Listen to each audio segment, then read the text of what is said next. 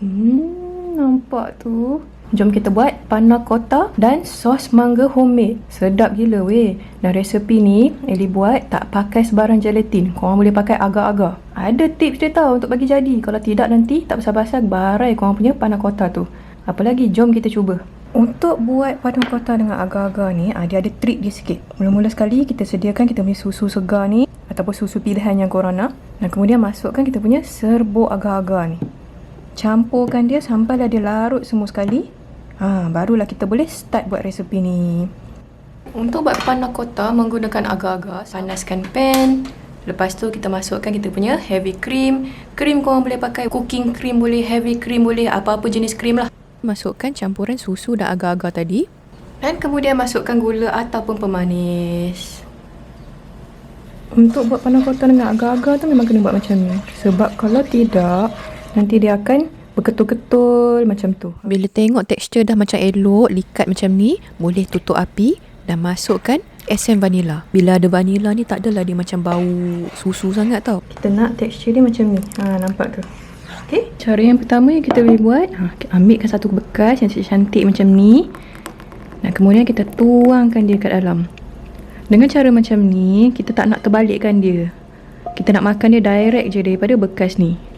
Cara macam ni senang lah. Tak adalah korang pening macam mana nak terbalikkan tu. Kalau katalah korang nak terbalikkan dia, nak nampak dia jiggly-jiggly macam tu, apa yang Ellie akan buat, Ellie akan ambilkan sedikit minyak.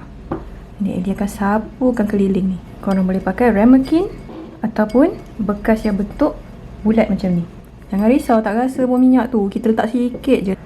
Sekarang kita masukkan dekat dalam peti ais selama depend lah juga tengok peti ais korang tu macam mana. 2 ke 4 jam macam tu sekurang-kurangnya. Tapi kadang-kadang kalau kata macam lambat sangat nak set, semalaman pun tak apa. Sementara kita tunggu kita punya panna cotta tu untuk set, jom kita buat dia punya sos pula. Bergantunglah korang nak pakai buah apa pun, tapi Ellie akan pakai buah mangga. So kita potongkan dia.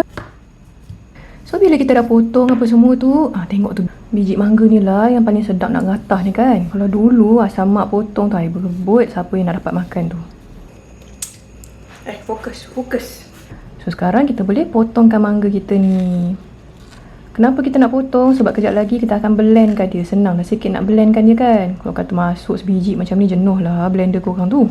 Yang ini pula Ellie akan potong dia lawa sikit. Sebab apa? Sebab Ellie nak ambil sebahagian daripada mangga yang cantik tu, Ellie akan buat hiasan dekat atas. Tapi bergantung lah. Kalau kata korang tak nak pakai sebarang hiasan langsung, nak masuk terus dalam blender tu pun boleh, tak ada masalah. Alright? Okay, so kita dah potong dah kita punya mangga ni. So sekarang ni kita dah ready untuk buat kita punya mango sauce ataupun mango puree kita. Untuk buat mango puree ni, masukkan sedikit jus limau.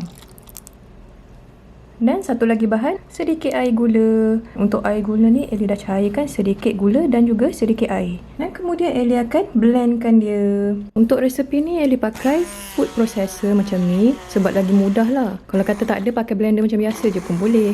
Cuma kalau kata pakai blender tu, mungkin korang kena tambah air sikit sebab takut nanti dia sangkut-sangkut. Okay, so dah siap dah kita punya puree ni. Nampak tu dia punya tekstur dia tu macam ni. Cuma tak habis lagi ni sebab yang ini masih lagi tebal. So untuk dapatkan tekstur macam tu, kita kena tapiskan dia sekali lagi. Dan cari penapis yang dia punya mesh dia tu tak terlalu besar. Okay, dah tu. Dapat dah kita punya mango sauce kita ni. So yang tinggal ni semua nampak dia serat-serat macam tu. Rasanya Ellie buat benda ni nak dekat setengah jam juga sebenarnya. Tapi korang punya sos dapat banyak. So selain daripada panna cotta ni, korang boleh buat macam-macam lagi resepi. Ambilkan satu plastik macam ni dan kita tutupkan. Korang boleh simpan dalam peti ais dan dia boleh tahan dalam 3-4 hari macam tu. Sekarang ni kita nak bawa keluar dulu. Untuk cara yang kedua ni, untuk kita keluarkan dia daripada bekas, Ellie akan lalukan spatula macam ni keliling bekas bulat tu. Sebab tu penting bekas bulat tu. Buatkan pelan-pelan sampailah dia senang terumpil. Dengarnya senang lah, tapi sebenarnya beberapa cubaan jugalah baru jadi ni. Panna cotta kita dah siap. Jadi jom kita sediakan sos kita pula. Bukakan kita punya sos ni. Nampak tu. Tapi sekarang ni kalau kita nak tuang, likat lah. Nampak tu. So apa yang Ellie akan buat, Ellie akan tuangkan sedikit air supaya dia cair sedikit. Sikit je. Sedikit lagi air. Sikit je. Macam ni. Okey. So, jom tuang atas panna cotta kita. Panna cotta kita pun dah ready. Jom kita tuangkan kita punya sos ni. Janganlah tuang terus tau. Dia akan cedokkan dengan satu sudu macam ni.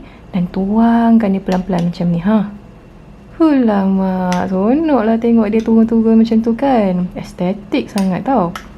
Tak banyak pun. Yang dia pakai macam 2-3 sudu macam tu je. Lepas tu kita letakkanlah kita punya mangga dekat atas tu. Barulah orang tahu ini perisa mangga kan. Kau ingatkan perisa jagung ke, perisa durian ke. Bila letak buah mangga tu tahulah perisa mangga kan. Korang jangan gelakkan Ellie pula. Tu daun sup tu. Tak ada daun fancy-fancy macam daun mint semua tak ada. Saja nak bagi nampak hijau je. Tada! Dah siap dah kita punya panna cotta perisa mangga. Tadi teringat apa? Teringat durian dah tadi. So jom kita tengok apalah rasa dia.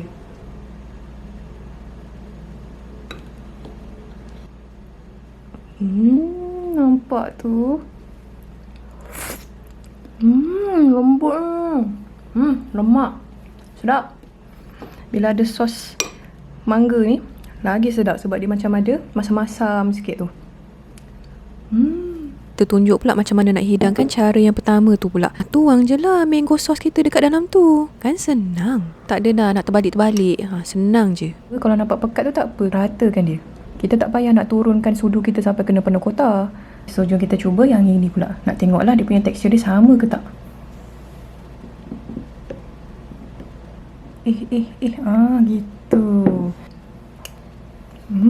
Sama je ke teksturnya. So itu sajalah resepi panna cotta mangga kita kali ni. Apa lagi resepi yang korang nak, just komen dekat bawah. Dan jangan lupa untuk tag basically bila korang buat, okay? Alright, selamat mencuba. Bye-bye.